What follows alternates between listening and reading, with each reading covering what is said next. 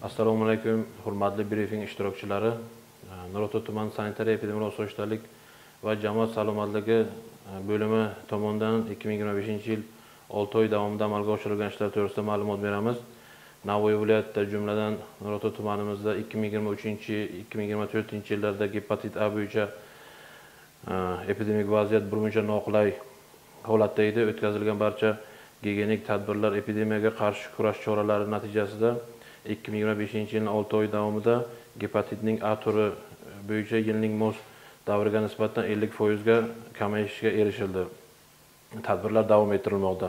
Yoz mavsumi boshlanishi bilan aholi o'rtasida, ayniqsa yosh bolalar o'rtasida o'tkir diareya, ichak, oshqozon faoliyati buzilishi bilan kechadigan kasalliklar qayd etib boshlanadi. Tumanimizda kasallik ko'rsatkichi viloyat ko'rsatkichidan ancha past bo'lishiga qaramasdan, tuman tibbiyot birlashmasi boshlig'i tomonidan buyruq chiqarilib, joylarda davolash profilaktika muassasalariga kasallikni erta faol aniqlash, og'izdan suyuqlik berib suv-tuz balansini yo'lga qo'yish bilan joylarda bolalarga yordam berish tashkil etilmoqda.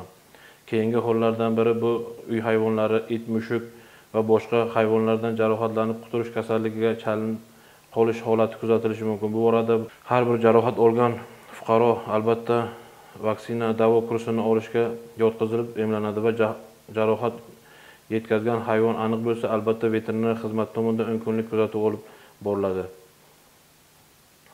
Qizamiq kasalligi bo'yicha epidemik vaziyat tumanimizda barqaror. 2024-yil davomida qo'shni tumanlarda kasallik ko'plab qayd etilishi kuzatildi. Tumanda o'tkazilgan emlash samarali yo'lga qo'yilganligi sababli kasallik tumanimizda tarqalmadi. Yuqorida qayd etilgan yuqumli kasalliklarning oldini olishda aholi o'rtasida quyidagi targ'ibot tadbirlari olib borilmoqda. Virusli gepatit A turiga qarshi emlash 18 yoshdan 14 yoshgacha bo'lgan bolalarni kasallanib o'tmagan, qarshi ko'rsatmasi bo'lmagan bolalarni ota-onalar, homiylar mablag'lari hisobidan emlash tashkil etib kelinmoqda. Tuman maktabgacha va maktab ta'lim bo'limiga sentyabr oyida maktabgacha bog'cha bolalarini qabul qilish, maktabga qabul qilish bolalarni albatta virusli gepatit A turiga emlab qabul qilinishi tashkil etish bo'yicha xat chiqarilgan.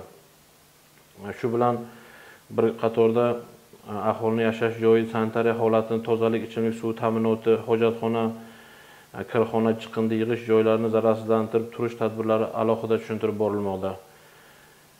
Yuqumli oshqozon ichak kasalliklarini oldini olish bo'yicha tozalikka rioya qilish, ayniqsa 3-4 yoshgacha bolalar shaxsiy gigiyenasi, ovqatlanish rejasi bo'yicha uchastka vrachlari tomonidan tushuntirishlar tashkil etilgan. Kasallikni erta aniqlash bo'yicha patronaj xizmat ham kuchaytirilgan. 14 turdagi boshqariladigan yuqumli kasalliklardan bo'g'ma, ko'k yo'tal, qoqshol, poliomiyelit, virusli diareya va boshqalarini oldini olishda rejali emlash milliy kalendar asosida bepul emlanmoqda. Shunga qaramasdan keyingi paytlarda ayrim ota-onalar bolalarni emlashdan bosh tortish holatlari kuzatilmoqda. Statistikada shunday har yili 5% bola emlanmay qolsa, 5 yil davomida katta sondagi kontingent yig'ilib, u yoki bu kasalliklarni yalpi tarqalish holatlari kuzatilishi mumkin. Bu borada ham ota-onalar tushuntirishlar olib borilmoqda. Yuqoridagi tadbirlar o'z vaqtida amalga oshirilsa, albatta aholini yuqumli kasalliklardan saqlash imkoniyati yaratiladi. Ma'ruzam shundan iborat edi. E'tiborlaringiz uchun rahmat.